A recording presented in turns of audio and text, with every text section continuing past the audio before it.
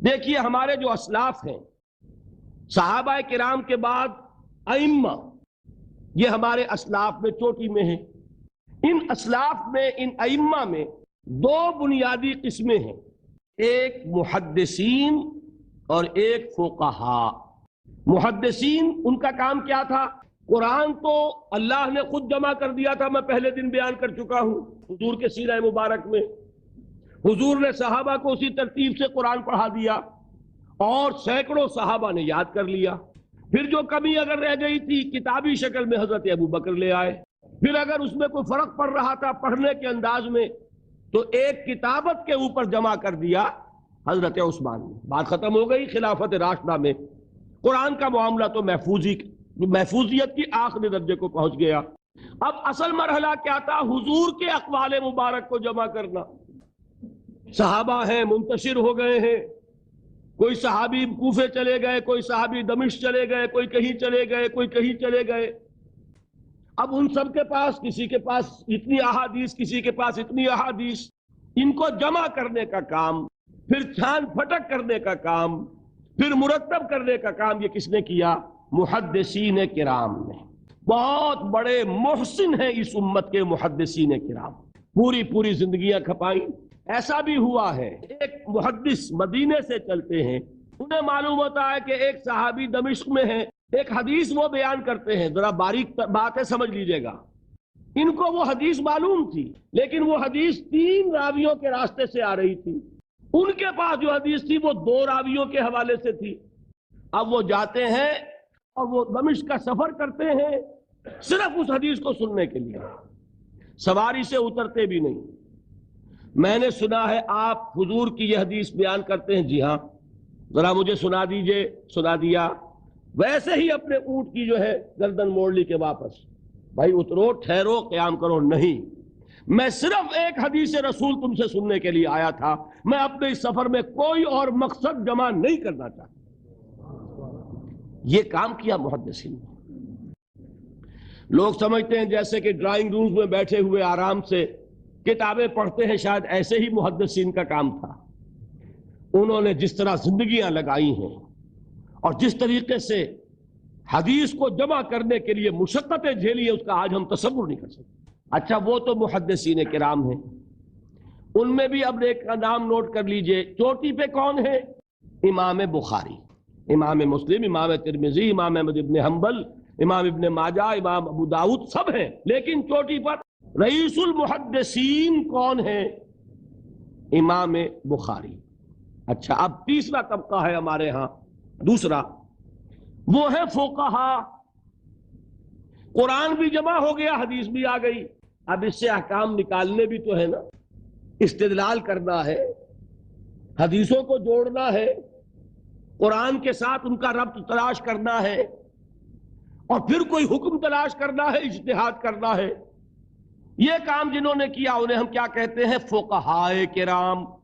اور ان میں بہرحال جو لوگ یہاں جمع ہیں، مجھے یقین ہے کہ وہ اس بات کو تسلیم کرتے ہوں گے کہ ان میں چوٹی پر ہیں امام ابو حنیفہ رحمۃ اللہ علیہ، امام اعظم۔ پوری دنیا نے تسلیم کیا ہے کہ قانون کا جتنا سینس امام ابو حنیفہ کو ہے، قانون ایک علیحدہ شے ہے، اخلاقیات علیحدہ چیز ہیں۔ ایک شے کا اخلاقی تقاضا کچھ اور ہے، قانونی تقاضا کچھ اور ہے۔ آپ کو کسی نے تھپڑ مارا، اخلاقی تقاضا کیا ہے؟ معاف کر دو بھائی، اور قانونی تقاضا کیا ہے؟ جوابی تھپڑ رسید کرو، اس لیے کہ اگر یہ نہیں کرو گے تو اس کی ہمت افزائی ہوگی، یہ کسی اور کو بھی تھپڑ مارے گا۔ میں اپنا احساس عرض کر رہا ہوں، اور دنیا میں جو بات مانی گئی ہے کہ جس کا نام لیگل سینس ہے، قانون کا ایک فہم، اس میں دنیا کا کوئی شخص مقابلہ نہیں کر سکتا امام ابو حنیفہ کا۔ آپ صحابہ کو ان سے مستثنیٰ کر دیجئے، ظاہر بات ہے انبیاء اور رسولوں کا معاملہ نہیں ہے، تو باقی انسانی نوع انسانی کے اندر امام ابو حنیفہ کا پلے کا کوئی شخص، ان کے برابر کا کوئی شخص قانون کا فہم رکھنے والا آج تک پیدا نہیں ہوا۔ تو سید الفقہاء کون ہوئے؟ امام ابو حنیفہ۔ اور رئیس المحدثین کون ہے؟ امام بخاری۔ یہ ساری جو میں نے اس وقت آپ کو تمہید بیان کی، وہ اس مسئلے کے لیے پریشان کن مسئلہ یہ ہے کہ امام ابو حنیفہ کی طرف یہ بات منسوب ہے کہ وہ یہ فرماتے ہیں الایمان قول، ایمان نام ہے صرف قول کا، عمل اس میں زیر بحث نہیں آتا، ولا یزید ولا ینقص، وہ ایمان نہ گھٹتا ہے نہ بڑھتا ہے۔ اب دوسرا سٹیٹمنٹ سنیے، وہ ہے امام بخاری کا، رئیس المحدثین کا، الایمان قول وعمل، ایمان نام ہے قول اور عمل کے مجموعے کا، قول اور عمل دونوں چیزیں ایمان میں شامل ہیں، وَيَزِيدُ وَيَنْقُصُ، وہ گھٹتا بھی ہے بڑھتا بھی ہے۔ ایک مسلمان کو پریشان ہو جانا چاہیے کہ نہیں؟ ایمان جیسی بنیادی بات، سارا قصر تو یہیں سے تعمیر ہونا ہے، جڑ بنیاد ایمان ہے۔ ایمان کے بارے میں کوئی 14ویں صدی کے 15ویں صدی ہجری کے کوئی علماء ہو، بڑے سے بڑے ہوں، ان کا اختلاف ہو جائے تو تشویش نہیں ہوگی۔ یہ کن کے درمیان اختلاف ہو رہا ہے؟ رئیس المحدثین امام بخاری اور سید الفقہاء امام ابو حنیفہ، اور کتنا بنیادی اختلاف، بظاہر متضاد باتیں، بظاہر کہہ رہا ہوں میں، تو یہ تو معلوم ہوتا ہے کہ بہت زبردست اختلاف ہے جو حل نہیں ہو سکے گا۔ اللہ تعالیٰ کا شکر ادا کرتا ہوں، اس نے اس کا حل سمجھایا، اور کیسا سمجھایا؟ میں پورے انشراح صدر کے ساتھ کہہ رہا ہوں، اس میں کوئی تصنع نہیں، کوئی تکلف نہیں۔ میرے نزدیک دونوں باتیں 100% درست ہیں، یہ نہیں کہ 50% یہ درست 50% وہ درست، نہیں، یہ بھی 100% درست، یہ بھی 100% درست۔ فرق کیا ہے؟ محل مختلف ہے۔ امام ابو حنیفہ قانونی ایمان کی بات کر رہے ہیں، اور امام بخاری حقیقی ایمان کی بات کر رہے ہیں۔ قانونی ایمان کے اعتبار سے 100% درست ہے یہ بات کہ وہ صرف قول ہے، عمل نہیں زیر بحث آئے گا۔ ایک شخص نماز نہیں پڑھتا کافر نہیں ہے، نماز کا منکر ہو جائے کافر، زکوٰۃ نہیں دیتا فاسق ہے فاجر ہے، کافر نہیں ہے، زکوٰۃ کہہ دے کہ ہے ہی نہیں دین میں، کافر۔ تو معلوم ہوا کہ قانونی ایمان جس پر دار و مدار ہے کفر اور اسلام کا، اس کا کل دار و مدار صرف قول پر ہے، اقرار باللسان پر ہے۔ یہ بات آپ نے سنی ہوگی، امام ابو حنیفہ کا قول ہے 100% درست کہ گناہ کبیرہ سے بھی انسان کافر نہیں ہوتا۔ کبیرہ گناہ ہے، شراب پی ہے، کافر نہیں ہے، حد لگا دو۔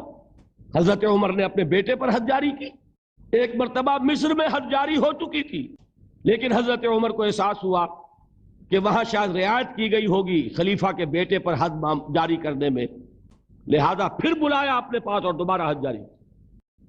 اگر کسی سے زنا ہو گیا ہے، میں آپ کو واقعہ سنا چکا، غامدی خاتون کہ ذرا کسی نے کہہ دیا بے حیا عورت تھی، تو حضور نے کیسی ڈانٹ پلائی ہے، کتنا اس کا رتبہ بیان کیا ہے۔ اس نے تو وہ توبہ کی ہے کہ مگر مدینے کی پوری آبادی پر اس کو تقسیم کر دیا جائے تو سب کی نجات کے لیے کافی ہو جائے۔ البتہ حقیقی ایمان، اب یہاں زمین و آسمان کا فرق آ جائے گا۔ ایمان دل میں اتر جائے تو کون نہیں جانتا کہ دل میں جو بات اتر جائے وہ عمل پر ضرور اثر انداز ہوتی ہے۔ یہ بات سیدھی سی ہے، دل میں یقین ہو عمل اس کے مطابق ہوگا۔ 2 اور 2 4 کی طرح مثالیں دے دوں آپ کو۔